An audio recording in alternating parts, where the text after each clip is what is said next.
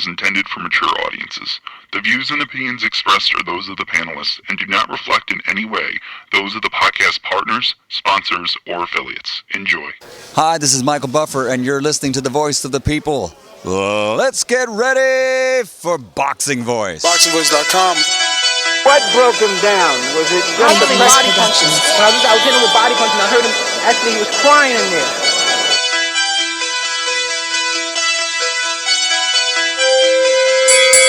You were saying that Biggs was crying when you hit him? Yes. When did that happen? And perhaps the fourth round on? Boxingvoice.com. So that you knew you had him by that time? Absolutely, but I knew he was tough and you're taking those punches. Beyonce Productions.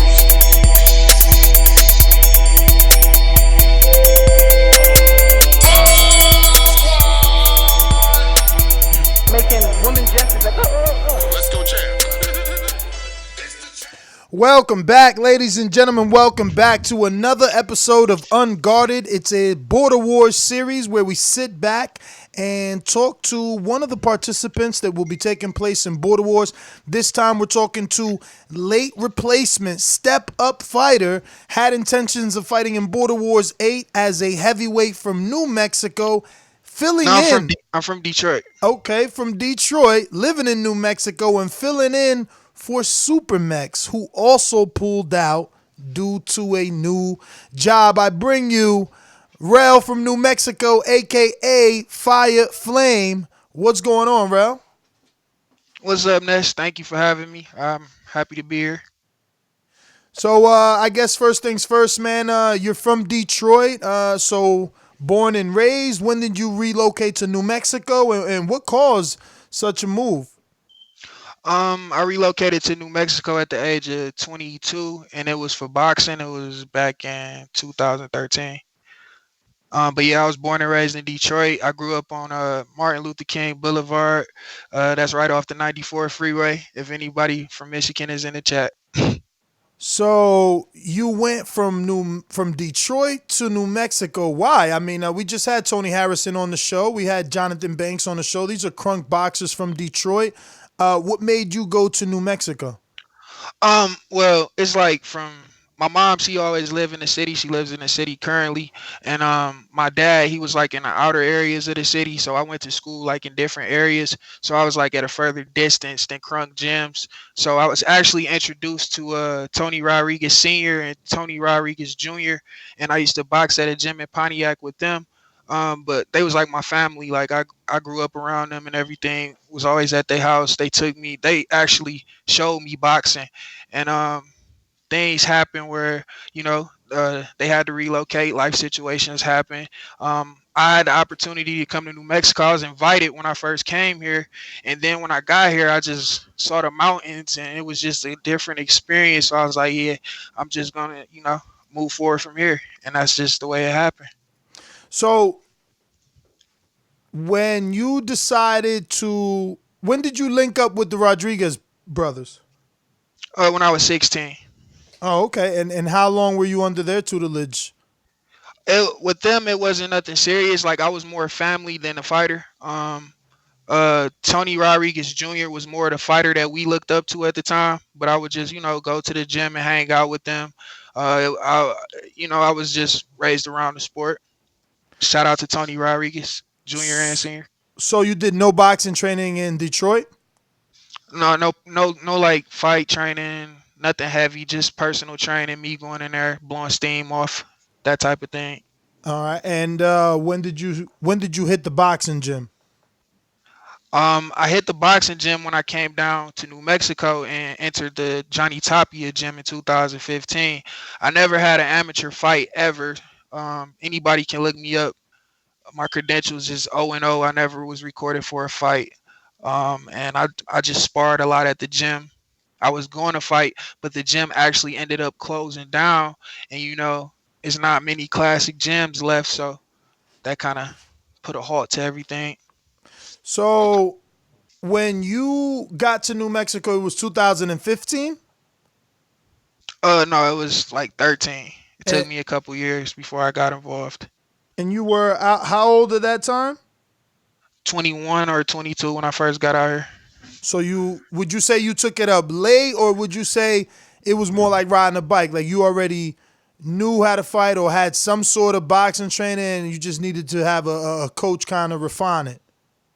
Well, the area I grew up in, you know what I'm saying, from elementary to middle school, you had to protect yourself. I was in an area where I went to school, with different types of kids. Detroit is a different city, the weak don't survive. So really, I grew up knowing how to protect myself. So when I put that into the gym, and I was, people taught me basics. I could see it better than another person, but I wouldn't say that I'm better than any amateur, or I just know fundamentals, and I enjoy the sport too. I enjoy the sport. It's my favorite sport.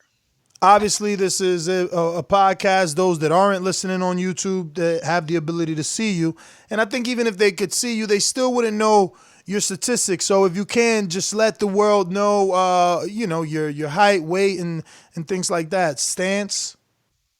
I'm orthodox. I'm 6'2" with the boxing shoes on, maybe 6'3" because I got a little afro.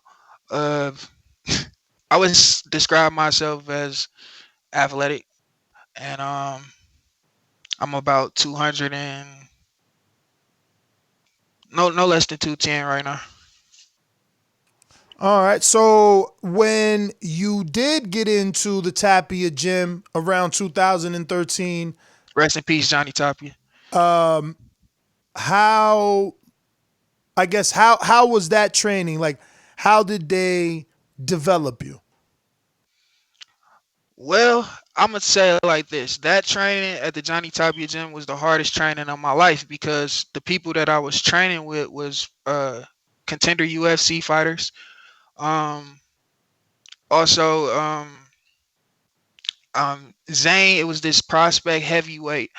He never got in the ring with me, but these were the type of people I was around with. The people that I got in the ring with, I had to learn. I had to learn, and at Johnny Tapia, they taught me a lot by me getting in the ring, having to experience, a beating for myself. Sometimes, like that's how it is, in order for you to develop. So yeah.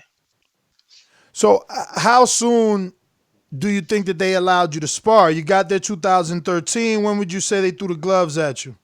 Right away. They threw me in the ring right away. You know what I'm saying? They didn't overdo it or put nobody in there that was, too much for me. But right away, they allowed me to spar. That's what's up. So you would say you had 2 years with Tapia. Mm, Sparring, yeah, about 2 years, but it wasn't 2 years straight. It wasn't like that. I would say, if anything, a total of 8 months with Tapia. Okay, and what happened between the 2013 and the 2015 where you got your USA boxing book but never fought? Like, why would I mean? One, why would you get a book if you ain't been training? And two, why out of the 2 years only 8 months? Life happened, and what happened? Yeah, it's like, looking on the outside, and it's easy to say, why did you stop boxing? But just things that, certain things that passed that I had to overcome in life, it distracted me from the sport. And I didn't have the full support system that I needed at the time. No excuses or anything. If I really, really, really would have dedicated myself, I'm sure it's possible I could have did it. But at the time, it was very difficult. And then of course you got to survive, like, really. Well, speaking of adversity, you've overcome something. You just recently got your high school diploma, and you're now enrolled and expected to start college this 2020. So you're not only going to be doing board awards, but you're going to have a full college schedule on your plate. So congratulations to you. And for this board awards, you won't be training with Tapia, and instead your trainer is Hector Munoz, right? Yes. So tell us about that and the connection with Hector. How'd you end up, with Hector now? Well, I met Hector back in 2015. One of his younger fighters, Johnny Zoom, I forgot Zoom last name, but that was the guy I was hanging around at the time, and he introduced me to Hector. And then, from there, Hector allowed me to come to his house, run with him in the mornings, go on mountain jogs with him, do that type of thing. And, I had the connection to call him and tell him, well, Hector, I'm going to join Border Wars. I need you to train me. And that's how that came about. He just said, yeah, right away. It was nothing but love. And I appreciate him for that. Damn, had you run in the mountains. How many miles you running? Back then, we used to run some miles, about I say 3.5, 5 miles a run. I was running with fighters like UFC fighters like Donald Sanchez, Frank the Tank Lester, um, the heavyweight Zhang, the Golden Glove prospect, Hector Munoz himself. Um, a lot of people who Yeah, so gonna you push you. definitely had the motivation for sure. So what brings you to Border Wars? Why Border Wars? Why Border Wars got Rell off the couch and not USA Boxing, not just turning pro? Like why is it Border Wars? Well, of course, I'm 28 years old. I'll be 29 in April. Never had a amateur fight in my life. You know what I'm saying? So, really, the motivation for Border Wars is that I got my high school diploma. I overcame that, and it felt great. And when that happened, I'm like, oh, boy, I've been a part of the TBV podcast. It took me a while to catch on to Patreon and everything, but I did. And when I heard about Border Wars, I was like, wow, this is like-minded people. They just like me. They love the sport. They just want to go in there, have a good time. And that's the kind of people I want to be around. I don't want to surround myself with nothing that's irrelevant to my life. For sure, man. And I'll be the first to say, I can't wait to meet you in Texas and definitely have at least that whole fight weekend. So you're an orthodox fighter. And when you were sparring, how many rounds, how many minutes would you say that you were doing back then? Back then, I would say I was sparring about 2 rounds every session. 2 rounds every session. Not Okay. even 3. Okay. So now I know that you've already started to shake off some of the rust on your own, but you're going to officially start camp with Hector Munoz January 31st. No, that's January 27th. Okay. So what have you been doing on your own before you link up with Heck? So I've been doing 3-minute jump ropes for 4 rounds. I've been doing 150 push-ups a day. I've been doing 100 sit-ups a day. 150 jumping jacks a day. About 3 rounds of shadow boxing per day. And then from there, I just do little things like stretches, leg stretches, that type of thing to get my legs loose because I know when I get with Hector, it's going to be hell. All right. Well, you definitely sound like you got your cardio up, all them push-ups and No, sit-ups. if anything, that's what I'm intimidated by, my cardio, because I used to smoke cigarettes back. I quit back in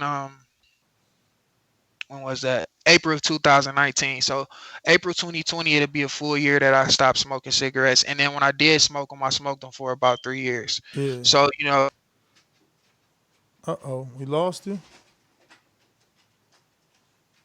You got that Wi-Fi over there. You back? yeah, can you hear me now? Yeah. Yeah, so just really cardio is a concern of mine. That's what I'm gonna be working on.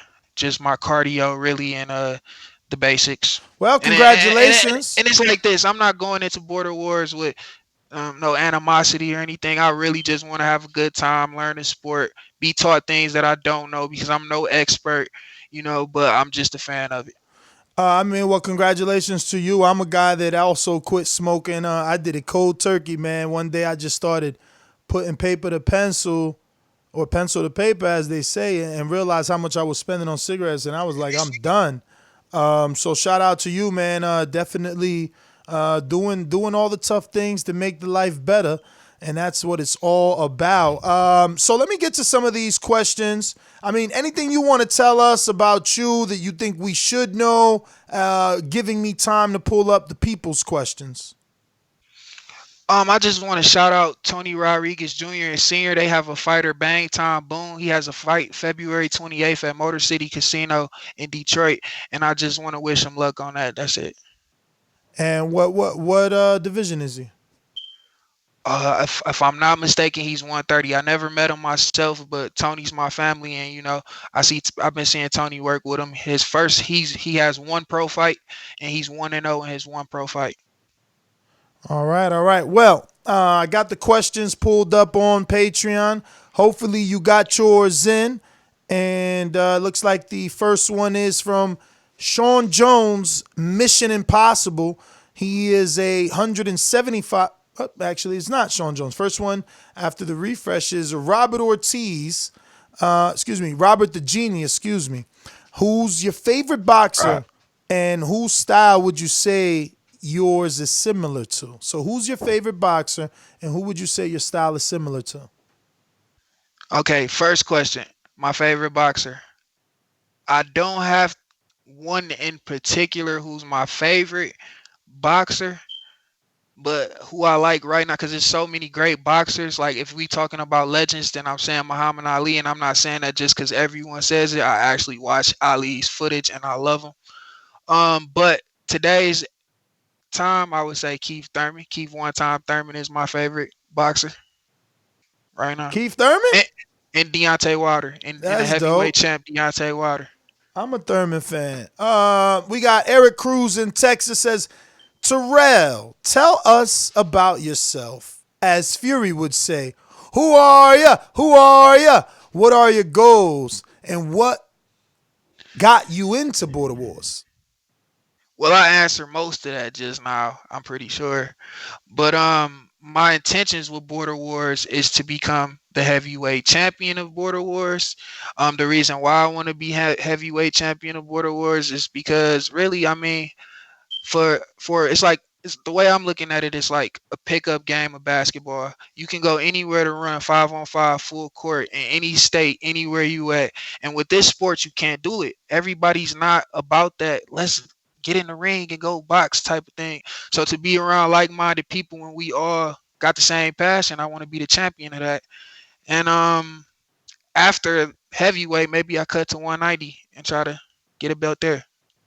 Well, it'll be 185 if you go and cut. But Eddie Bola de Grasa Navarez in Las Vegas says, what up, Rell? This is your future heavyweight champ. Have you checked out the TBV heavyweight landscape? If so, give me your hit list. Eddie, you know you next, man. Like if everything goes smooth with Morocco Joe, shout out to my opponent. There's no hate, nothing like that. I respect him because he got balls like I got balls to get in the ring and just have a good time. But you know, if everything is everything and I get past Morocco Joe, you next, Eddie. You know it. We got Sir Bishop, another heavyweight southpaw from California. Says, big ups to my man Rell for joining TBV Border Wars family. Question, now that you're officially a member of Border Wars, do you have your eyes on trying to take the IBF strap from the big man Ness? I'm all right. Look, that's aggressive. You know, like I'm not gonna come aggressively on this, man. But I'm gonna say it like this. I see that fight happening. Yeah. Okay. We got Coach Mide in the UK says, what's your favorite fast food restaurant? My favorite fast food restaurant. I say Panera Bread. It's not fast food, but if I'm gonna eat it, it's probably that. Okay, so you don't usually buy food on the street, because that's a healthy choice, Panera. No, if we go out and eat, like it's gonna be a sit down Chili's or something. I'm not gonna McDonald's. I'm not into that shit no more. Wendy's, Taco Bell. That's Taco Bell may be one that I hit up every now and then, but not fast food. I'm good. Okay. We got Info Joe, former oldest Border Wars participant, 2017 LA winner. What up, Rell? What do you feel you have in your toolbox that other heavyweights in Border Wars don't, that will separate you from the rest? That's a great question, Info Joe. Thank you for that question. Well, what separates me for the rest? Number one is I'm confident in myself. Like, I don't know, it's not cockiness at all. I'm a natural born leader, I would say. The people around me I would agree. And confidence separates me. And really, that's it. Because, I'm just, I think it's same level. So, really, I just say maybe my athleticism. So your opponent, Morocco Joe, just says, shout out, Dipset. So everybody going with the Rell nickname. Yeah, and that's you gave me that nickname, I just stuck with it ever since you gave it to me. Mission Impossible Sean Jones, also Border Wars fighter, 175, going to be taking on for sure D in from Dallas. Says, is this Border Wars going to be a one and done for you, or are you here to stay? I'm here to stay. It's not one and done. I look at this like my activity, my hobby. Instead of me going to play a guitar or whatever it is that people do, this is my thing. I'm willing to travel with it and everything. I'm ready to dedicate myself to it.